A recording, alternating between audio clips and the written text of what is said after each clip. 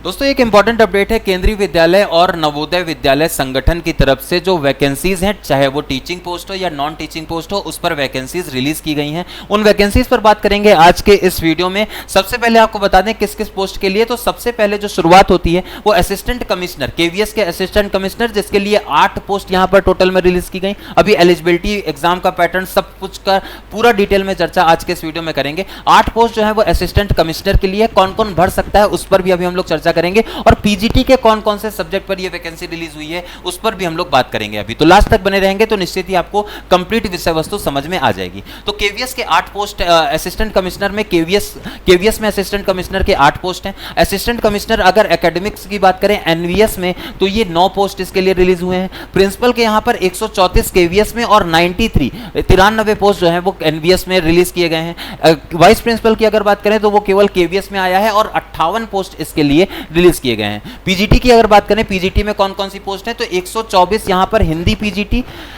164 यहां पर English PGT, 213 यहां पर फिजिक्स पीजीटी के लिए, केमिस्ट्री के लिए 204 हैं और मैथमेटिक्स 80 पोस्ट हैं। बायोलॉजी के लिए 127 पोस्ट इसमें रिलीज की गई हैं। हिस्ट्री के लिए 75 पोस्ट इसमें रिलीज हुई हैं और ज्योग्राफी के लिए 73 पोस्ट इसमें रिलीज हुई हैं। इकोनॉमिक्स 129 हैं, कॉमर्स में 96 हैं, कंप्यूटर साइंस में यहां पर 176 पोस्ट रिलीज हुई हैं और बायोटेक के लिए 4 पोस्ट यहां पर रिलीज हुई हैं।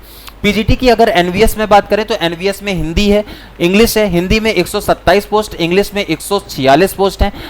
एनवीएस आपको बता दें ये हमारा 6 to लेकर के 12 तक होता है, केवीएस हमारा प्राइमरी से लेकर के 12 तक होता है। ये आपको थोड़ा सा क्लियर रखना होगा अपने माइंड में। फिजिक्स की 186 पोस्ट है नवोदय विद्यालय में, है ना, और केमिस्ट्री की 121 है, मैथमेटिक्स 167 है, बायोलॉजी 161 है, हिस्ट्री के 110 हैं, ज्योग्राफी में 106 हैं, इकोनॉमिक्स की यहाँ पर 148 और इसके अलावा कॉमर्स में 43 पोस्ट हैं, कंप्यूटर साइंस में 135 पोस्ट हैं और फिजिकल एजुकेशन में 63 पोस्ट इसमें एनवीएस में पीजीटी के लिए रिलीज की गई हैं।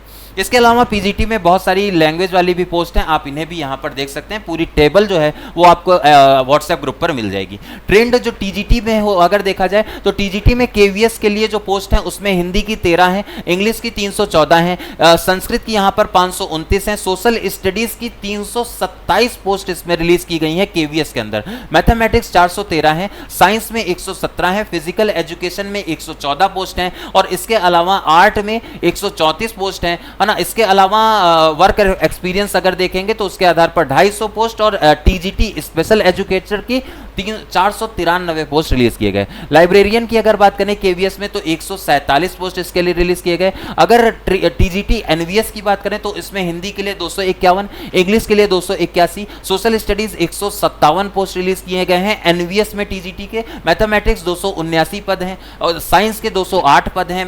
टीजीटी के फिजिकल एजुकेशन 124 पद हैं, टीजीटी फिजिकल एजुकेशन फीमेल के 128 पद हैं, टीजीटी आर्ट के 144 हैं, कंप्यूटर साइंस 653 है, टीजीटी म्यूजिक के यहां पर 124 पद रिलीज किए गए हैं, लाइब्रेरी के 134 हैं, स्पेशल एजुकेटर के 495 पद यहां पर रिलीज किए गए हैं। उसी प्रकार से एनवीएस में लैंग्वेजेस के हैं जिनकी संख्या यहां पर दी गई है, आप इन्हें देख सकते हैं। टोटल में जो लैंग्वेजेस के हैं वो 443 पोस्ट जो हैं वो लैंग्वेज के, स्पेशल लैंग्वेज के रिलीज किए गए। अच्छा, अब जो आपका यहां पर जो इंटरेस्ट आता है वो पीआरटी की कितनी पोस्ट है। तो पीआरटी की यहां पर 2684 पद रिलीज किए गए हैं जो कि अपने आप में अच्छा खासा नंबर है। स्पेशल एजुकेटर के पीआरटी में 36 पोस्ट हैं और केवीएस में अगर पीआरटी की बात करें, नॉर्मल वाला जो पीआरटी है उसमें 2684 पद हैं और अगर केवीएस में पीआरटी पर म्यूजिक टीचर की बात करें तो 187 पद। टोटल में पीआरटी के 3665 पद रिलीज किए गए हैं जो कि अच्छी खासी संख्या है। पहले के मुकाबले अगर हम लोग देखें तो ये संख्या काफी बढ़ती हुई दिखाई पड़ी है। 2684 पद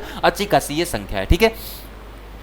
अगर नॉन टीचिंग की बात करें केवीएस में तो administrative officer, finance officer, assistant engineer, junior translator, steno, ये सारी पोस्ट जो हैं वो यहाँ पर रिलीज की गई हैं।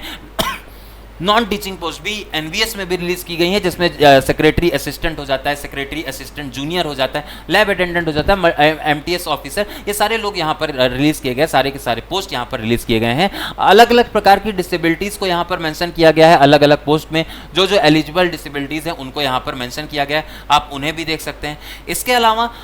इसके अलावा यहाँ पर एब्रीविएशन जो यूज्ड हैं वो उनके बारे में बताया गया है और पे स्केल की बात कर लेते हैं, है ना। असिस्टेंट कमिश्नर का जो लेवल 12 की वैकेंसी रहती है। पे मैट्रिक्स यहाँ पर 78,800 से लेकर के 2,09,200 तक रहता है ना। हम लोगों के यहाँ पर जो सबसे ज़्यादा इंटरेस्ट है वो टीचिंग जॉब में है, तो टीचिंग जॉब के लिए आपको बता दें है ना, टीचिंग जॉब के लिए जो आपकी सैलरी है सबसे पहले आ जाता है हमारा पोस्ट ग्रेजुएट टीचर पीजीटी। जो अगर आप मान लीजिए पीजीटी में टीचर बन रहे हैं तो उसके लिए लेवल 8 की सैलरी इसमें आपको मिलती है 47,600 से लेकर के 1,51,100 वाली मैट्रिक्स में आप पढ़ते हैं। और इसमें इंटीग्रेटेड कोर्स होता है, 50% एग्रीगेटेड बीएड आपको इसमें अनिवार्य होता है। पीजी की डिग्री के साथ में बीएड भी अनिवार्य रहेगा, ये आपको याद रखना है, ठीक है। मास्टर डिग्री होगी और रिकॉग्नाइज्ड यूनिवर्सिटी से आपको कंसर्न सब्जेक्ट में बीएड करना ही होगा। देखिए यहां पर ये लिखा है लेकिन यहां पर एंड लिखा हुआ है, तो बीएड तो कंपलसरी है, ये आपको याद रखना। बिना बीएड वाले इसमें अप्लाई नहीं कर सकते, ठीक है। इसके अलावा आगे बढ़ते हुए मास्टर डिग्री की हम लोगों ने देख लिया। बेसिकली आपको उसमें मास्टर डिग्री होना चाहिए, पीजीटी के लिए मास्टर डिग्री प्लस बीएड अनिवार्य रूप से इसमें जरूरी होता है, ठीक है। उसके बाद देखिए एक इंपॉर्टेंट आता है यहाँ पर कंप्यूटर। क्या कंप्यूटर में भी बीएड लिया हुआ है? अभी हम लोग देख लेते हैं, है ना। पीजीटी के लिए पीजीटी फिजिक्स हो गया, यहाँ पर आते हैं हम लोग बायोटेक हो गया, कॉमर्स हो गया, और इसके बाद इसमें आता है, अच्छा पीजीटी कंप्यूटर का अलग से दिया होगा, है ना। डिजायरेबल क्वालिफिकेशंस भी यहाँ पर दी गई हैं। पीजीटी कंप्यूटर साइंस यहाँ पर दिया है, ठीक है। पीजीटी कंप्यूटर साइंस में अगर आपका एमएससी है तब आप इसमें अप्लाई कर सकते हैं, एमएड बीएड अगर आपने किया है तब आप अप्लाई कर सकते हैं, है ना। तो एसेंशियल क्वालिफिकेशन में बीएड यहाँ पर रखा गया है, ठीक है। बीएड यहाँ पर रखा गया है क्योंकि पहले में अगर आपके पास में मास्टर डिग्री है ना, एमई है या फिर एमटेक है, तब आप इसमें अप्लाई करेंगे। दूसरा बीएड डिग्री भी अनिवार्य रूप से यहाँ पर रखी गई है, ये आपको ध्यान रखना है, ठीक है। तो कंप्यूटर साइंस में भी बीएड आपके पास में होना चाहिए। अलग अलग प्रकार की पोस्ट के लिए अलग अलग प्रकार की क्वालिफिकेशंस हैं। टीजीटी के लिए यहाँ पर अगर आप देखेंगे तो 50% प्लस बीएड यहाँ पर भी अनिवार्य है टीजीटी केवीएस के लिए, और 50% प्लस बीएड यहाँ पर भी अनिवार्य है टीजीटी एनवीएस के लिए, ठीक है। तो ये भी आपको ध्यान रखना है, मोटा मोटा आपके सामने हम सारी गाइडलाइंस जो है वो बता दे रहे हैं, ठीक है।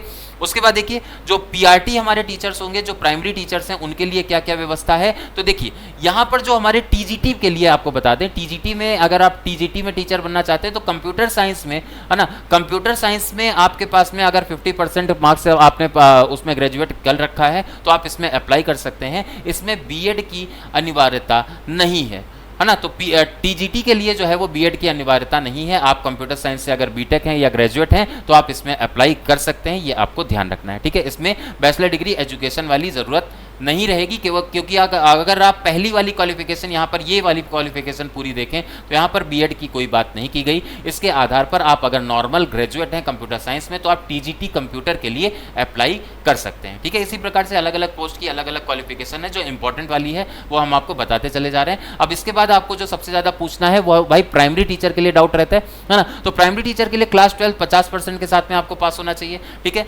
म्यूजिक आर्ट में अगर आप म्यूजिक के लिए अप्लाई कर रहे हैं तो म्यूजिक आर्ट में आपको उसके लिए एक तरह से एलिजिबल होना चाहिए, है ना। 50% के साथ में 2 साल का आपके पास में डिप्लोमा होना चाहिए, मतलब आपका 12th पूरा हो और आपके पास में बीएलएड का या डीएलएड का डिप्लोमा होना चाहिए, एलिमेंट्री एजुकेशन वाला। यहाँ बीएड नहीं चलेगा, याद रखेंगे, ठीक है। यहाँ बीएड नहीं चलेगा, यहाँ पर एलिमेंट्री एजुकेशन का ही डिप्लोमा आपसे रिक्वायर्ड रहेगा, ठीक है। स्पेशल एजुकेटर के लिए आपको स्पेशल डीएड करना होगा। डीएड अगर आपके पास में है तो आप उसमें अप्लाई कर सकते हैं। और भी बहुत सारी डिग्रीज हैं जिसमें आप स्पेशल एजुकेटर के लिए अप्लाई कर सकते हैं। तो ये कंप्लीट हमारा एक तरह से नोटिफिकेशन रिलीज हुआ है केवीएस और एनवीएस का। आप अपनी एलिजिबिलिटी अपनी डिग्रीज के अकॉर्डिंग इसमें अप्लाई कर सकते हैं। इसमें पीजीटी पॉलिटी का कोई भी पोस्ट नहीं होता है, ये आपको हम पहले से बता देते हैं, तो कमेंट सेक्शन में मत पूछिएगा। हिस्ट्री ज्योग्राफी का पोस्ट है, अगर आपका वो सब्जेक्ट है तो आप इसमें अप्लाई हिस्ट्री ज्योग्राफी से कर सकते हैं, ठीक है। सिलेबस और बाकी सारी चीजों पर आपको अपडेट मिलता रहेगा समय समय पर सिलेक्शन गाइडर पर। उसके लिए आप चैनल को सब्सक्राइब कर लीजिए और इसी तरह के इंपॉर्टेंट अपडेट के लिए बने रहिए हमारे साथ सिलेक्शन गाइडर पर, ठीक है। कैसे अप्लाई करना है उसका पूरा प्रोसेस आगे आने वाली क्लासेस में आपको देखने को मिलेगा, आगे आने